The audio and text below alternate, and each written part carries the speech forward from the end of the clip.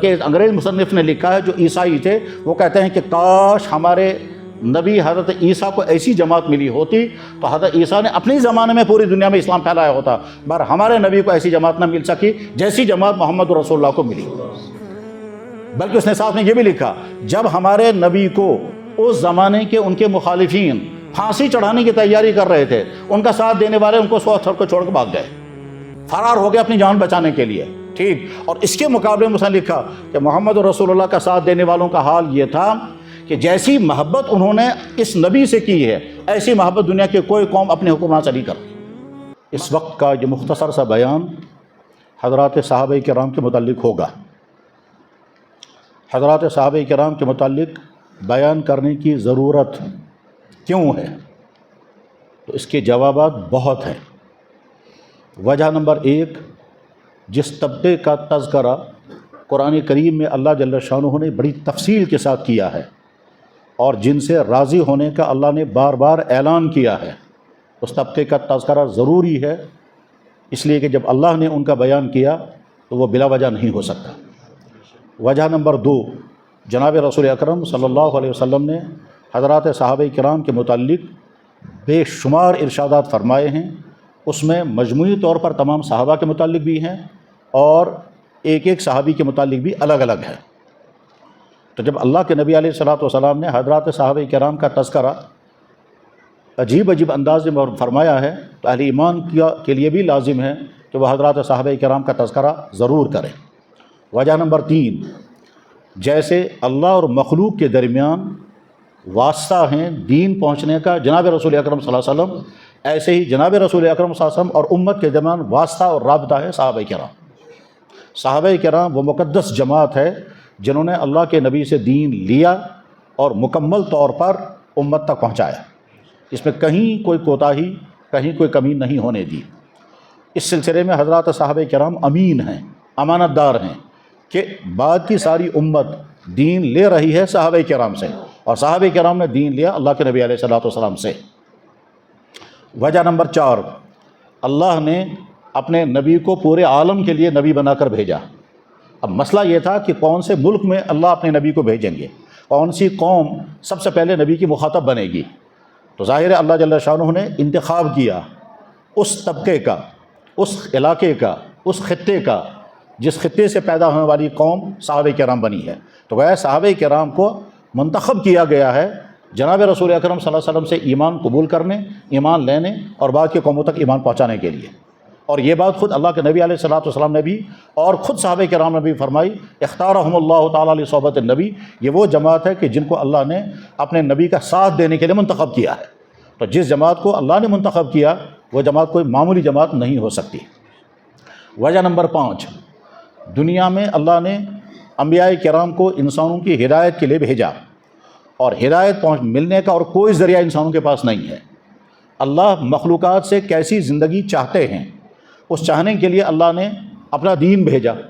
اور یہ دین نبیوں کے ذریعے سے انسانوں کو ملا۔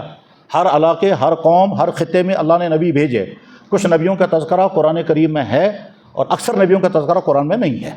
البتہ اللہ تعالیٰ شانہ نے اس کو ریفرنس ضرور دی، مثلا فرمایا کہ ہم نے بے شمار نبی بھیجے ہیں، منہم من قصصنا علیک ومنہم من لم نقصص علیک، بعض نبیوں کا بیان تو ہم نے آپ کے سامنے کر دیا، بعضوں کا بیان نہیں کیا،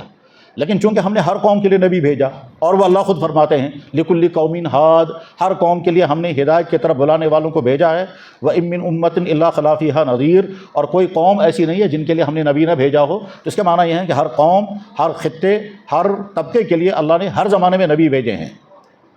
ظاہر ہے جب ان نبیوں نے اللہ کا دین انسانوں تک پہنچایا ہوگا تو جن انسانوں نے ان کا دین قبول کر لیا وہ انسان ان نبیوں کے صحابی بن گئے۔ ہر نبی نے محنتیں کی، جماعت تیار ہوئی، جس جماعت نے اس نبی کے حکم کے مطابق زندگی گزاری، اس نبی کو انہیں فالو کیا، وہ جماعت اس نبی کے صحابی بن گئے۔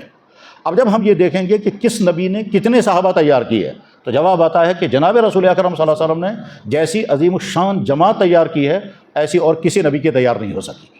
حضرت نوح علیہ السلام سے لے کر کے حضرت عیسیٰ علیہ السلام تک جتنے نبی آئے اور جتنے نبیوں کا تذکرہ قرآن کریم میں ہے، ان تمام نبیوں میں سے ایک نبی سے بھی ایسی جماعت تیار نہیں ہو سکی جیسی جماعت تیار کی جناب رسول اکرم صلی اللہ علیہ وسلم نے۔ اور یہ اللہ کے نبی علیہ السلام کا امتیاز ہے۔ جیسے جناب رسول اکرم صلی اللہ علیہ وسلم کے بے شمار کمالات، امتیازات، خصوصیات ہیں جو اور نبیوں میں نہیں ہیں، انہی خصوصیات میں سے ایک خصوصیت یہ ہے کہ آپ نے ایک ایسی جماعت اس دنیا کو دی ہے جیسی جماعت اور کوئی نبی نہیں دے سکا۔ حضرت نوح علیہ السلام نے 950 سال اللہ کا دین انسانوں تک پہنچایا، مگر 100 آدمی بھی تیار نہیں ہو سکے۔ حضرت ابراہیم علیہ السلام ایسے نبی ہیں جن کی نسل میں ہزاروں نبی پیدا ہوئے، لیکن ایسی جماعت حضرت ابراہیم علیہ السلام سے بھی تیار نہیں ہو سکی۔ حضرت موسیٰ علیہ السلام کا تذکرہ سب سے زیادہ قرآن میں پایا جاتا ہے، لیکن موسیٰ علیہ السلام سے بھی ایسی جماعت تیار نہیں ہو سکی جیسے صحابہ کرام کی۔ اور حضرت عیسیٰ علیہ السلام ان نبیوں میں آخری نبی گزرے ہیں۔ عیسیٰ علیہ السلام کی پیدائش عجیب انداز سے ہوئی ہے، جو اللہ جل شانہ نے ان کے ساتھ معجزاتی طور پر معاملہ کیا کہ حضرت عیسیٰ علیہ السلام کا کوئی باپ نہیں، وہ صرف ماں کے پیٹ سے پیدا ہوئے اور مرد کے بغیر ان کی والدہ حضرت مریم پریگننٹ ہو گئی اور عیسیٰ علیہ السلام دنیا میں آئے۔ تو عیسیٰ علیہ السلام کی پیدائش محیر العقول معجزاتی طور پر ہے، اور عیسیٰ علیہ السلام کی شخصیت بہت ہی حیرت انگیز شخصیت ہے، لیکن ان سے بھی اتنی جماعت تیار نہیں ہو سکی، ایسی جماعت تیار نہیں ہو سکی جیسی جماعت تیار کی جناب رسول اکرم صلی اللہ علیہ وسلم نے۔ چھٹی وجہ، حضرت جناب رسول اللہ صلی اللہ علیہ وسلم پورے عالم کے لیے نبی ہیں، لیکن آپ علیہ السلام نے پورے عالم میں دین نہیں پہنچایا۔ ہاں، عرب کے خطے میں آپ کے زمانے میں دین زندہ ہو گیا۔ اس زمانے کے دنیا کے جتنے بڑے بڑے بادشاہ تھے، ان بادشاہوں تک اللہ کے نبی علیہ السلام کے اسلام قبول کرنے کا خط پہنچا، لیکن بذات خود اللہ کے نبی علیہ السلام عرب سے باہر نہیں نکلے۔ عرب کے دائیں بائیں کے جو علاقے تھے، ایک طرف یمن تھا، ایک طرف عراق تھا، عراق سے متصل ایران تھا، دوسری طرف سے سنٹرل ایشیا کے علاقے تھے، چوتھی طرف ترکی اور ترکی سے ملے ہوئے علاقے تھے، پانچویں طرف مصر اور مصر سے ملے ہوئے علاقے تھے، چھٹی طرف ملک شام تھا۔ ان تمام ملکوں میں اللہ کے نبی علیہ السلام بحیثیت نبی کے کبھی نہیں گئے۔ اب سوال یہ ہے کہ اللہ نے جناب رسول اللہ صلی اللہ علیہ وسلم کو پورے عالم کے لیے نبی بنا کر بھیجا ہے اور آپ پوری دنیا میں گئے ہی نہیں، تو پورے عالم میں دین کیسے پہنچے گا؟ جواب ہے صحابہ کرام کے۔ چنانچہ صحابہ کرام وہ جماعت ہے جنہوں نے جہاں جہاں بھی دین پہنچا ہے، سب سے پہلے ان کا کارنامہ صحابہ کرام کا کارنامہ ہے کہ انہوں نے ایک طرف سے دین قبول کیا،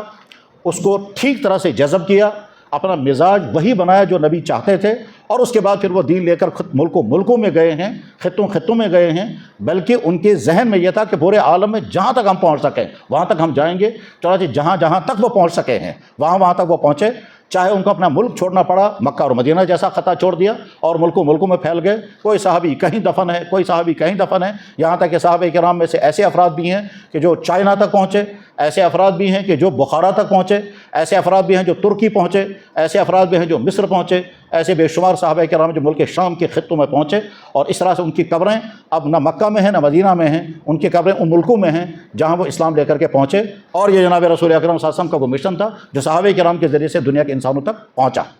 غرض یہ کہ یہ اور اس جیسی بے شمار وجوہات ہیں جن وجوہات کا تقاضا یہ ہے کہ اہل ایمان کے سامنے ہمیشہ صحابہ کرام کا تذکرہ رہنا چاہیے۔ اور ایک اہم ترین وجہ یہ بھی ہے کہ اللہ کے نبی علیہ السلام نے مختلف حدیثوں میں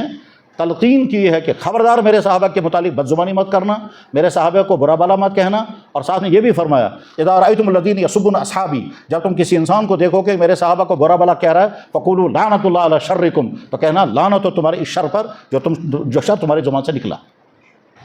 خود صحابہ کرام اپنی شخصیت کو جانتے تھے، چنانچہ صحابہ کرام خود صحابہ کرام کے متعلق عجیب تبصرے کرتے تھے۔ مثلا حضرت عبداللہ بن مسعود رضی اللہ تعالیٰ عنہ نے صحابہ کرام کے متعلق فرمایا، اس دنیا میں سب سے زیادہ نیک دل انبیاء علیہ السلام کے بعد، اس دنیا میں سب سے زیادہ نیک دل صحابہ کرام، اس دنیا میں سب سے زیادہ پکے اور گہرے علم والے صحابہ کرام ہیں، اور اس دنیا میں سب سے بے تکلف زندگی گزارنے والے صحابہ کرام ہیں۔ اس کے بعد پھر فرمایا اختارہم اللہ تعالیٰ لصحبۃ النبی، یہ وہ جماعت ہے جس جماعت کو اللہ تعالیٰ شانہ نے اپنے نبی کا ساتھ دینے کے لیے، اپنے نبی کو فالو کرنے کے لیے منتخب کیا ہے۔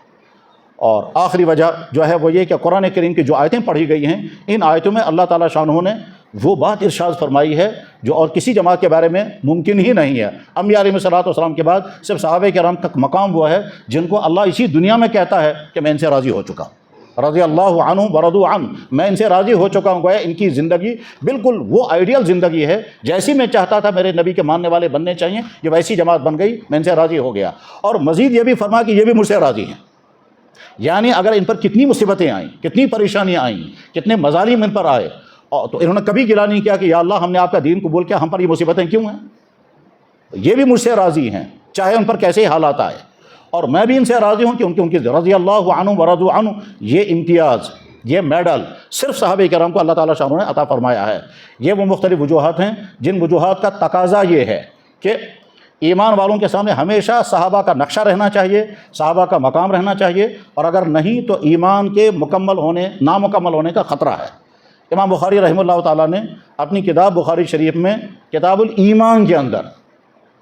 صحابہ کرام کے متعلق چپٹر قائم کیا، عنوان ہے اس کا حب الانصار من الایمان، انصار سے محبت رکھنا ایمان کا تقاضا ہے، یعنی جتنا ایمان ہوگا اتنے انصار سے محبت ہوگی، حالانکہ انصار کا درجہ مہاجرین سے کم ہے۔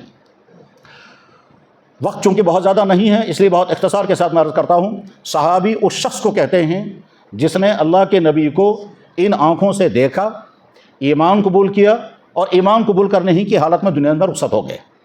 جب ہم یہ کہتے ہیں کہ ان آنکھوں سے دیکھا، تو آنکھوں سے دیکھنے معنی یہ نہیں ہے کہ واقعتاً آنکھیں جب ہوں گی تب دیکھے گا تب صحابی بنے گا، نہیں، مراد یہ ہے ایمان کی حالت میں جس شخص نے اللہ کے نبی سے ملاقات کی۔ یہ ملاقات کا لفظ اس لیے بولنا پڑتا ہے کہ اگر کوئی صحابی نابینا ہوں تو ظاہر ہے وہ آنکھوں سے دیکھ نہیں سکے گا، مگر وہ اللہ کے نبی کے ساتھ رہے ہیں۔ جیسے صحابی کا نام تھا عبداللہ ابن ام مکتوم، یہ نابینا صحابی تھے،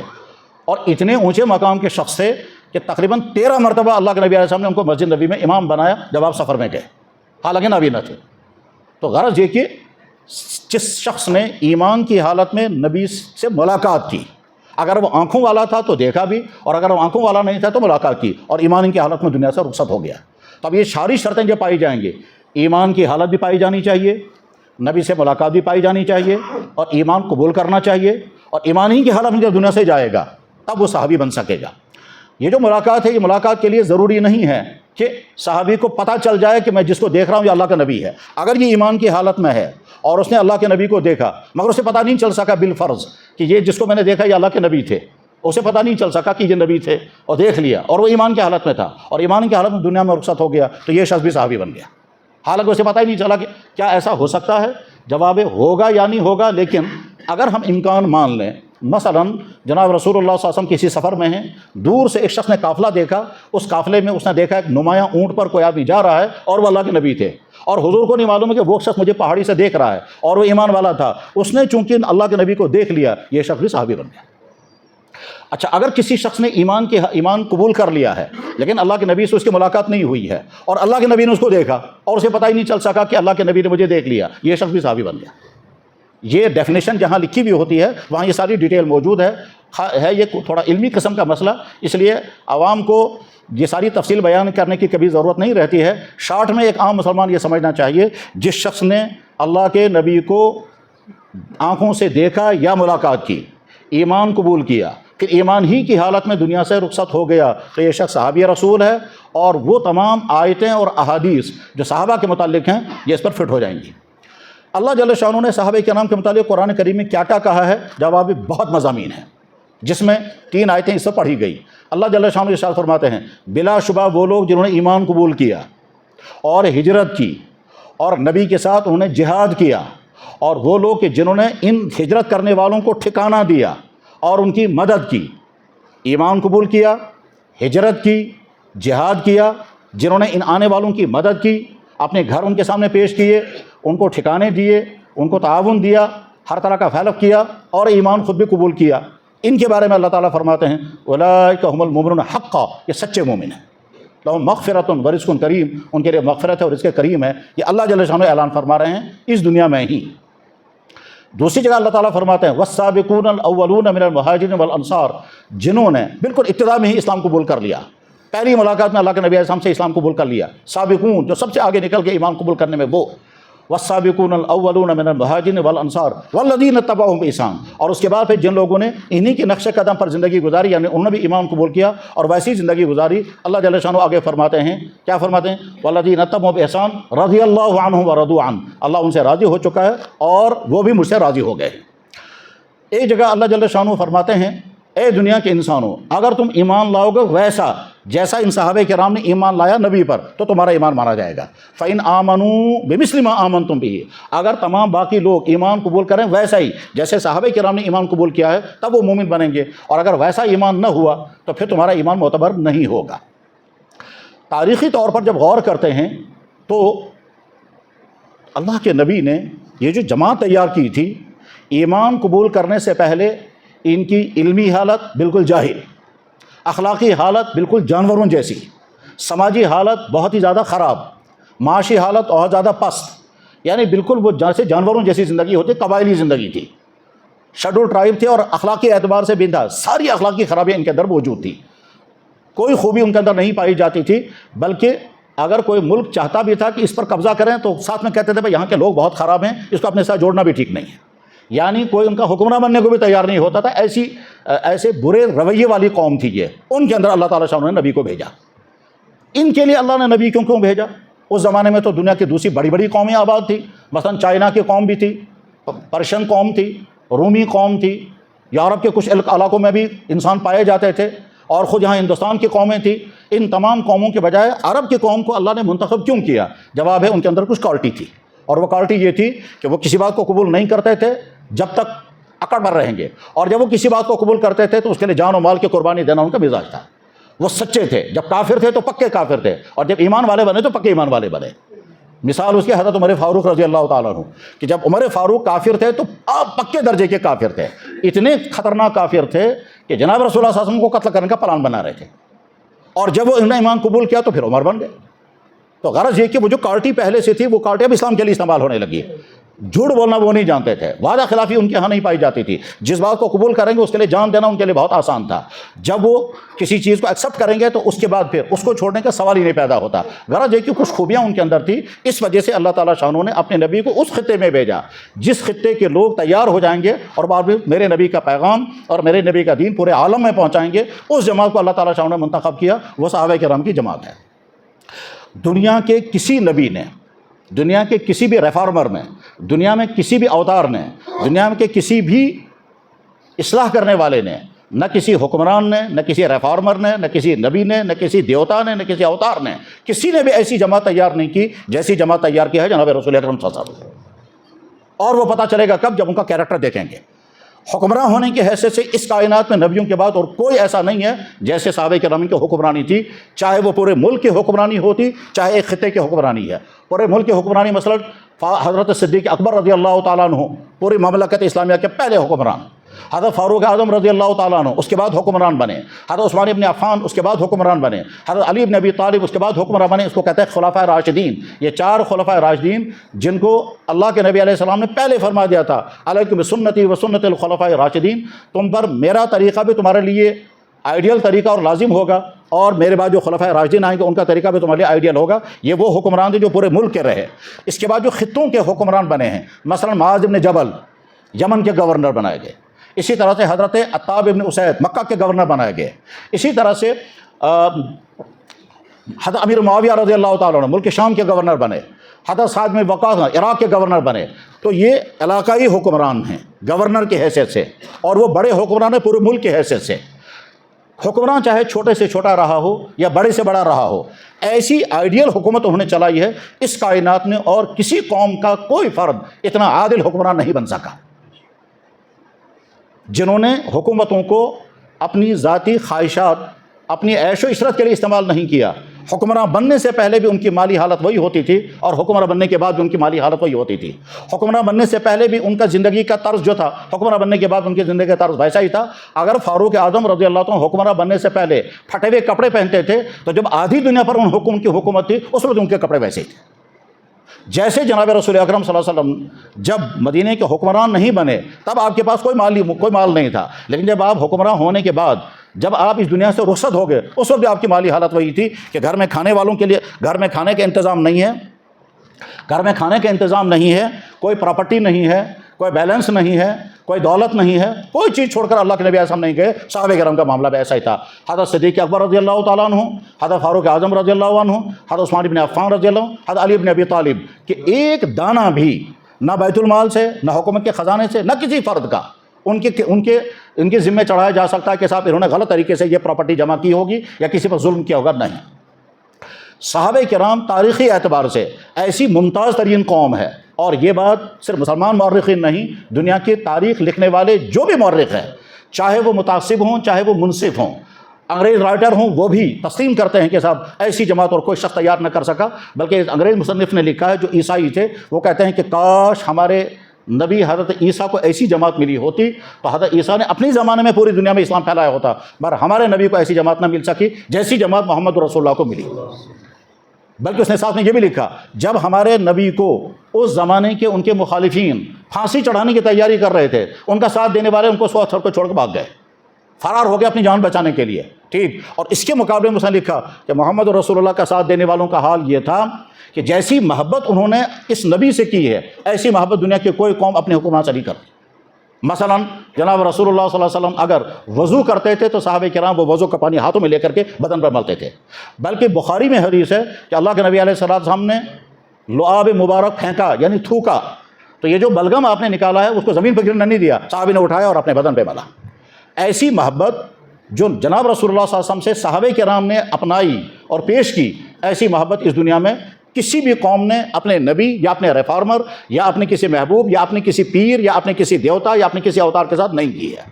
یعنی موسیٰ علیہ السلام کے فالوور نے موسیٰ علیہ السلام سے ایسی محبت نہیں کی، عیسیٰ علیہ السلام کے ماننے والوں نے حضرت عیسیٰ علیہ السلام سے ایسی محبت نہیں کی، ابراہیم علیہ السلام کے ماننے والوں نے اپنے نبی سے ایسی محبت نہیں کی۔ دنیا کے باقی تمام مذہبوں کے بڑوں کا حال بھی ایسا ہی ہے، جیسی محبت حضرات صحابہ کرام نے جناب رسول اکرم صلی اللہ علیہ وسلم کے ساتھ کی اور جیسی قربانیاں انہوں نے حضور نبی علیہ السلام کے ساتھ دی۔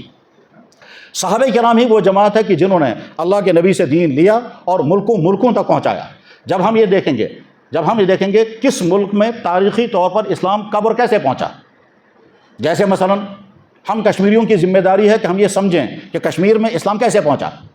کن بزرگوں کے ذریعے، کن شخصیات کے ذریعے، کس طبقے کے ذریعے اسلام آیا اور کیسے آیا، اور جب وہ اسلام لے کر آئے تو یہاں اس وقت حالات کیا تھے۔ یہ تو کشمیر کا معاملہ، لیکن دنیا کے ہر خطے کے لوگ جب یہ دیکھنا چاہیں گے کہ ہم تک اسلام کی دولت کیسے پہنچی ہے تو جواب آئے گا۔ عراق کے لوگ جب یہ جاننا چاہیں گے اسلام کی دولت کیسے پہنچی، جواب آئے گا صحابہ کرام کے ذریعے۔ ایران کے لوگ جب یہ جاننا چاہیں گے اسلام کی دولت ہم تک کیسے پہنچی، جواب آئے گا صحابہ کرام کے ذریعے۔ مصر کے لوگ جب یہ جاننا چاہیں گے اسلام کی دولت ہم تک کیسے پہنچی، جواب آئے گا صحابہ کرام کے ذریعے۔ شام کے لوگ جب یہ جاننا چاہیں گے کہ اسلام کی دولت ہم تک کیسے پہنچی، جواب آئے گا اسلام کے ذریعے، صحابہ کرام کے ذریعے۔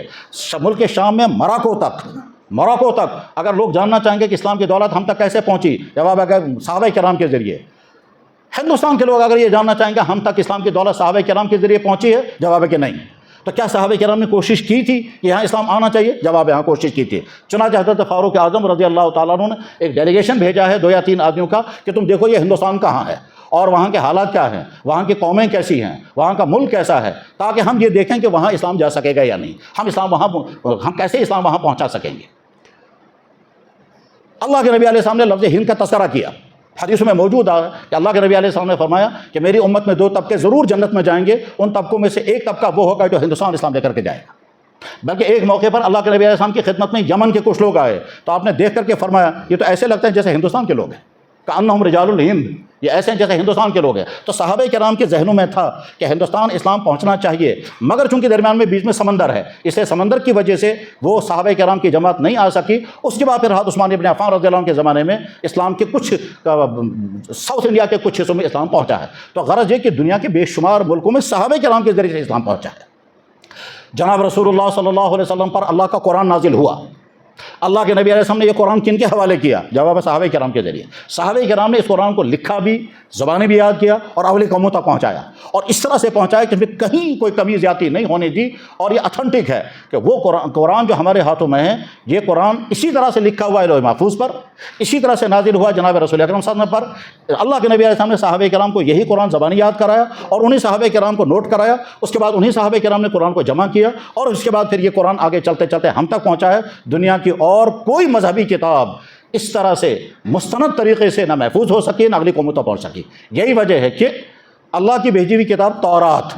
آج جو دنیا میں ہے کوئی گارنٹی نہیں ہے یہ وہی تورات ہے جو اللہ نے موسیٰ علیہ السلام پر نازل کی تھی، کیونکہ موسیٰ علیہ السلام کے بعد اگلی قوم نے اس تورات کی کوئی حفاظت نہیں کی۔ عیسیٰ علیہ السلام پر جو کتاب نازل ہوئی تھی انجیل، جس کو کہتے ہیں نیو ٹیسٹامنٹ، بائبل، کتاب مقدس کا ایک پارٹ ہے تورات اور کتاب مقدس کا دوسرا پارٹ ہے انجیل۔ تو عہد نامہ قدیم یا عہد نامہ جدید دونوں کے مجموعے کو کہتے ہیں کتاب مقدس یا بائبل۔ اس بائبل کا ایک حصہ انجیل ہے جو حضرت عیسیٰ علیہ السلام پر نازل ہوا، اور ایک حصہ تورات ہے جو حضرت موسیٰ علیہ السلام پر نازل ہوا۔ دونوں کے متعلق کوئی گارنٹی نہیں ہے کہ یہ ٹھیک وہی کتابیں ہیں جو اللہ نے بھیجی تھی، کیونکہ نبی نے یہ کتاب جن کے حوالے کی ہے ان کے پاس انہوں نے اس کی حفاظت کا کوئی انتظام نہیں کیا، یہاں تک کہ آج جو تورات ہاتھوں میں ہے اس تورات کے ایک ورس کے بارے میں، ایک آیت کے بارے میں ہم گارنٹی سے نہیں کہہ سکتے کہ یہ وہی ہے جو اللہ نے بھیجی تھی. اللہ نے بھیجی تھی یا انسانوں نے بعد میں ایڈ کی ہے، واللہ عالم. تورات کا بھی معاملہ یہی ہے، انجیل کا بھی معاملہ یہی ہے. باقی دنیا کی قوموں کے بعد جو کتابیں ہیں ان کتابوں کے بارے میں اولاً ان کا دعویٰ ہی نہیں کہ اللہ کی طرف سے آئی ہے. ان کا کہنا یہ ہے کہ انسانوں کی تیار کی ہوئی ہیں، چاہے وہ بدھسٹوں کی کتاب ہوں، چاہے وہ جینیوں کی کتابیں ہوں، چاہے وہ دوسرے طبقات کی کتابیں ہوں. لیکن قرآن کریم واحد ایک کتاب ہے جس کے بارے میں طے ہے یہ کہ یہ ٹھیک اللہ کا کلام ہے، ورڈس آف گاڈ ہے، اور اس میں کہیں کوئی کم. اور وجہ کیا ہوئی ہے؟ اللہ نے اس کی حفاظت کا انتظام کیا، جبریل کے حوالے کیا، جبریل نے امانت داری کے ساتھ نبی تک پہنچایا، نبی نے صحابہ کرام کے حوالے کیا، صحابہ کرام نے بعد میں امت تک پہنچایا.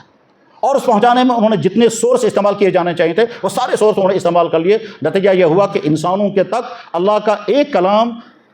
ٹھیک طرح سے پہنچا، اس میں کوئی کمی زیادتی نہیں ہوئی، کوئی خرابی نہیں ہوئی. نمبر 2، جناب رسول اللہ صلی اللہ علیہ وسلم نے اپنی زندگی میں جو کچھ کیا اور جو کچھ فرمایا، جو کیا وہ آپ کا ایکشن ہے، وہ آپ کا عمل ہے، اور جو آپ نے فرمایا وہ آپ کا آرڈر ہے، وہ آپ کا حکم ہے. قول رسول اور فعل رسول، ان دونوں کو ہم کہتے ہیں یہ حدیث ہے. ٹھیک، یہ قول رسول اور فعل رسول بعد کے انسانوں کو کیسے ملے گا؟ بعد کے لوگوں کو کیسے پتہ چلے گا کہ اللہ کے نبی نے کیا کیا کیا، اور بعد کے لوگوں کو کیسے پتہ چلے کہ اللہ کے نبی نے کیا کیا فرمایا؟ جواب یہ ہے کہ صرف صحابہ کرام کی جماعت وہ ہے جنہوں نے سارے کو ریکارڈ کر لیا. اللہ کے نبی نے کیا کیا کیا وہ بھی، اللہ کے نبی نے کیا کیا فرمایا وہ بھی، کوئی ایک بات بھی دنیا میں ضائع نہیں ہونے دی. یہاں تک کہ اللہ کے نبی کا کوئی عمل اگر پرائیویٹ لائف میں ہے، پرائیویٹ زندگی میں ہے، مثلا آپ نے اپنے آرام کے کمرے میں، جس کو آج کے لینگویج میں کہیں گے بیڈ روم میں، آپ نے اپنے آرام والے کمرے میں اگر کچھ کیا ہے وہ بھی ریکارڈ میں ہے. کن کے ذریعے سے؟ ازواج مطہرات کے ذریعے سے. بلکہ اس میں وہ باتیں بھی ہیں جو بالکل ہی پرائیویٹ ہیں. کسی اور کی بات اگر ہوتی تو اس کو بیان بھی نہیں کرنا چاہیے، اور ناپسند کیا جائے گا اس کو بیان کرنا. مثلا فرض کیجئے ایک خاتون کیسے کہے گی میں فلاں جگہ تھی، مینسز کی حالت میں تھی اور اس وقت میرے شوہر یہاں تھے؟ یہ تو کہنے کی چیز نہیں ہے. لیکن ازواج مطہرات سمجھتی تھی کہ اللہ کے نبی علیہ الصلوۃ والسلام اس عمل کے ساتھ جڑے ہوئے ہیں، اس لیے ہمیں یہ امانت بھی امت کو پہنچا دینی ہے، ہم اس کو راز میں نہیں رکھیں گے. چنانچہ ازواج مطہرات میں حضرت عائشہ، حضرت میمونہ، حضرت ام سلمہ وغیرہ بیان کرتی ہیں میں اس حالت میں تھی، اللہ کے نبی نے اس طرح سے نماز پڑھی، میں بسترے پر ایک طرح آرام کر رہی تھی، اللہ کے نبی دوسری طرف سے نماز پڑھ رہے تھے، ان کا جسم مجھ سے چھو گیا حالانکہ میں عذر کی حالت میں تھی. یہ عذر کی حالت میں بیان کرنے کی ضرورت کیوں پڑ رہی ہے؟ تاکہ امت تک یہ بات پہنچ جائے کہ اگر بالفرض کبھی میاں بیوی ایک ہی بسترے پر ہوں اور اہلیہ اگر منسز کی حالت میں ہوں تو اگر مرد کا جسم اس کے ساتھ ٹچ کر جائے یا کپڑے اس کے ساتھ ٹچ کر جائیں، اس کی وجہ سے اس کا جسم ناپاک نہیں ہوگا، پر کوئی پرائیویٹ معاملہ ہے. اللہ کے نبی علیہ السلام نے اپنے غسل خانے میں غسل کیسے کیا یہ بھی سارا ریکارڈ میں ہے. یعنی وہ پرائیویٹ سے پرائیویٹ معاملہ بھی اور پبلک کے معاملات بھی تمام کے تمام ریکارڈ میں ہیں. اسی کو ہم کہتے ہیں حدیث. دنیا کی کسی قوم کے پاس حدیث کا سرمایہ نہیں ہے. یعنی کوئی یہودی نہیں کہہ سکتا کہ حضرت موسیٰ علیہ السلام اس طرح سے کھانا کھاتے تھے، اس طرح سے کپڑے پہنتے تھے، اس طرح سے سوتے تھے، اس طرح سے بزنس کرتے تھے، اس طرح سے انہوں نے جنگ کی، اس طرح سے انہیں کوئی نہیں کہہ سکتا کیونکہ ریکارڈ ان کے پاس نہیں ہے. کوئی یہودی نہیں کہہ سکتا کہ حضرت موسیٰ علیہ السلام نے فلاں موقع پر یہ بات کہی، ورڈز یہ تھے. یہی حال عیسائیوں کا ہے، یہی حال دوسری دنیا کے قوموں کا ہے. لیکن ہم مسلمان بالکل اطمینان کے ساتھ کہہ سکتے ہیں اللہ کے نبی علیہ السلام نے اگر کبھی کوئی عمل زندگی میں ایک مرتبہ کیا، صحابہ اس کو نوٹ کر لیتے ہیں اور امت کو پہنچا دیتے ہیں. ساری چیزیں، کوئی چیز اللہ کے نبی علیہ السلام کی اس دنیا سے چھپی نہیں ہے. ایسا نہیں ہے کہ اللہ کے نبی نے کوئی بات کہی اور ریکارڈ میں کہیں نہیں ہے. ایسا نہیں ہے کہ اللہ کے نبی علیہ السلام نے کوئی ایکشن کیا اور ریکارڈ میں کہیں نہیں ہے. نہیں، اس سلسلے میں صحابہ کرام وہ ممتاز قوم ہیں جنہوں نے اللہ کے نبی کی ایک ایک چیز کو ریکارڈ کیا اور بعد کی امت تک پہنچایا. تو آج صحابی بڑے فخر کے ساتھ کہتا ہے سمعت رسول اللہ صلی اللہ علیہ وسلم یقول ہکذا، میں نے اللہ کے نبی سے سنا آپ نے یوں فرمایا. رأیت رسول اللہ صلی اللہ علیہ وسلم فعل ھذا، میں نے اللہ کے نبی کو دیکھا آپ نے یہ کیا. اس میں بعض باتیں وہ بھی ہیں کہ جو زندگی میں ایک ہی مرتبہ اللہ کے نبی نے کی، صحابی نے اس کو بھی نوٹ کر لیا اور امت تک پہنچایا. تو قرآن امت کو ملا صحابہ کرام کے ذریعے، حدیث امت کو ملی صحابہ کرام کے ذریعے. اور اللہ کے نبی کیسا معاشرہ بنانا چاہتے تھے، کیسی سوسائٹی تیار کرنا چاہتے تھے، اس سوسائٹی میں کیا کیا خصوصیات، وہ ساری سوسائٹی صحابہ کرام کی شکل میں دنیا کے سامنے آئی. وہ سوسائٹی اور جو اللہ کے نبی نے سوسائٹی تیار کی تھی، اس سوسائٹی کو اگر ہم جاننا چاہیں گے تو صحابہ کرام ہی کی اس کا ذریعہ، اور کوئی دوسرا طبقہ نہیں ہے. تو حضرات صحابہ کرام اسلام کا وہ ستون ہیں جن پر اسی طرح سے ایمان لانا لازم ہے. اللہ کے نبی تھے اور صحابہ اللہ کے نبی کے پہلے فالوور تھے، جن صحابہ کے مطابق اللہ جل شانہ نے قرآن کریم میں اعلان کر دیا میں ان سے راضی ہوں، یہ مجھ سے راضی ہیں، ان کے لیے جنت ہے، یہ پکے مومن ہیں، یہ سچے مومن ہیں، اور میں ان سے خوش ہوں، میں ان سے راضی ہوں. اور خود اللہ کے نبی علیہ الصلوۃ والسلام نے صحابہ کرام کے متعلق مختلف انداز سے سمجھایا، بلکہ ہمارے جمعوں کے خطبوں میں کبھی پڑھا بھی جاتا ہے اللہ اللہ فی اصحابی، میرے صحابہ کے بارے میں اللہ سے ڈرنا، کہ ان پر تنقیدیں مت کرنا، ان کو برا بھلا مت کہنا، ان کو نشانہ مت بنانا، ان کی کمی کوتاہیاں بیان مت کرنا، وغیرہ وغیرہ۔ اور تاریخ بھی بتاتی ہے کہ کسی نبی نے ایسی جماعت تیار نہیں کی، کسی اوتار نے ایسی جماعت تیار نہیں کی، کسی ریفارمر سے ایسی جماعت تیار نہیں ہو سکی، کسی بزرگ سے ایسی جماعت تیار نہیں ہو سکی جیسی جماعت تیار کی تھی جناب رسول اللہ صلی اللہ علیہ وسلم نے۔ اور جب ہم تفصیل کے ساتھ دیکھیں گے ابوبکر صدیق رضی اللہ تعالیٰ عنہ کی زندگی کیسی تھی، فاروق اعظم رضی اللہ عنہ کی زندگی کیسی تھی، عثمان بن عفان رضی اللہ عنہ کی زندگی کیسی تھی، اور آگے جاتے جاتے ایک ایک صحابی جن کے متعلق اللہ کے نبی نے خود ارشاد فرمایا، ایک صحابی کے بارے میں ایک خوبی، دوسرے صحابی کے بارے میں دوسری خوبی بیان فرمائی ہے، تو عقلیں حیران ہو جاتی ہے، بعد میں آدمی فیصلہ نہیں کر پاتا بڑا صحابی یہ ہے یا وہ ہے، ہر صحابی کے متعلق عجیب عجیب۔ لیکن ترتیب ہماری یہ ہے، ہمارے ہاں کشمیر میں حضرت شاہ ہمدان رحمہ اللہ تعالیٰ نے جو اوراد شریف کا وظیفہ جاری فرمایا تھا، اس میں بطور عقیدہ کی یہ بات نقل فرمائی ہے تاکہ ایمان والے ہمیشہ اس کو پڑھتے رہیں اور ان کا عقیدہ پختہ رہے۔ رضینا باللہ تعالی ربن، ہم اللہ کو رب ماننے پر مطمئن ہیں، وبالاسلام دینا، ہم مطمئن ہیں کہ ہمارا دین دین اسلام ہے، دین حق ہے، وبمحمد صلی اللہ علیہ وسلم نبی و رسولہ، اور محمد صلی اللہ علیہ وسلم اللہ کے نبی ہے، وبالقرآن اماما، قرآن کو اپنا امام مانتے ہیں، وبالکعبۃ قبلۃ، کعبہ ہمارا قبلہ ہے، وبالصلاۃ فریضۃ، اور نماز فرض ہے۔ اور اوراد شریف کے بعض نسخوں میں لکھا ہوا ہے نماز، روزہ، زکوٰۃ اور حج چاروں فرض ہیں۔ ہمارے ہاں کشمیر میں جو نسخہ پایا جاتا ہے اس میں صرف نماز ہے، اور لیکن باقی دنیا میں جو نسخے پائے جاتے ہیں، اور آپ کو یہ معلوم ہونا چاہیے کہ یہ اوراد شریف صرف کشمیر میں نہیں پڑھی جاتی، دنیا کے بے شمار ملکوں میں پڑھی جاتی ہے، جس میں خاص طور پر ترکی ہے، کہ ترکی میں بڑے اہتمام کے ساتھ اوراد پڑھی جاتی ہے۔ ترکی کی اوراد میں نے دیکھی، اس میں لکھا ہوا ہے وبالصلاۃ وبالصوم وبالزکوٰۃ والحج فریضہ، تو یہ چاروں چیزیں فرض ہیں۔ اور اگر شاہ ہمدان رحمہ اللہ تعالیٰ کا وہ نسخہ ہم لیں گے جس میں صرف نماز کا تذکرہ ہے، تو وہ اس وجہ سے ہے کہ نماز ہر آدمی پر فرض ہے اور روزانہ فرض ہے، زکوٰۃ ہر آدمی پر فرض نہیں، صرف مالدار پر، حج ہر آدمی پر فرض نہیں ہے، زندگی میں ایک مرتبہ اور مالدار پر، اور روزہ جو ہے وہ رمضان میں ایک مرتبہ آتا ہے، نماز چونکہ روزانہ کی، اسے صرف نمازی پر انہیں اکتفا کیا، اور بالصلاۃ فریضۃ، پھر آگے فرمایا کہ وبالصدیق وبالفاروق وبالذی وبالمرتضیٰ ائمہ، کہ ہم ان چاروں کو اسی ترتیب کے ساتھ اپنا امام مانتے ہیں، اور اس میں کوئی شک نہیں ہے کہ خلافت راشدہ کی حکومت اس کائنات کی آئیڈیل حکومت ہے، اور ایسی حکومت اس کائنات میں اور کوئی نہیں چلا سکا۔ لہذا صحابہ کرام کا احسان مند ہونا ایمان والوں کے ایمان کا تقاضا ہے، اور تب تک ایمان مکمل نہیں ہوگا جب تک صحابہ کرام کی عظمت کے قائل نہ ہوں۔ اور اگر خدا نہ خواستہ کسی کے ذہن میں یہ خیال آتا ہے کہ صحابہ کرام کے اندر نقص تھا، کمی تھی، کوتاہی تھی، یہ غلطی ہوئی، اس کے معنی یہ ہے کہ ہم یہ کہہ رہے ہیں کہ اللہ کے نبی علیہ السلام نے جن کی تربیت کی تھی وہ تربیت مکمل نہیں ہو سکی تھی۔ شاگرد کے ناقص ہونا کبھی کبھی استاد کی کمی کا ثبوت بنتا ہے کہ استاد اگر بلڈنگ ناقص ہے، اس کا مطلب یہ ہے کہ انجینئر، اور اس کے معنی یہ ہیں کہ آرکیٹیکٹ صحیح نہیں تھا۔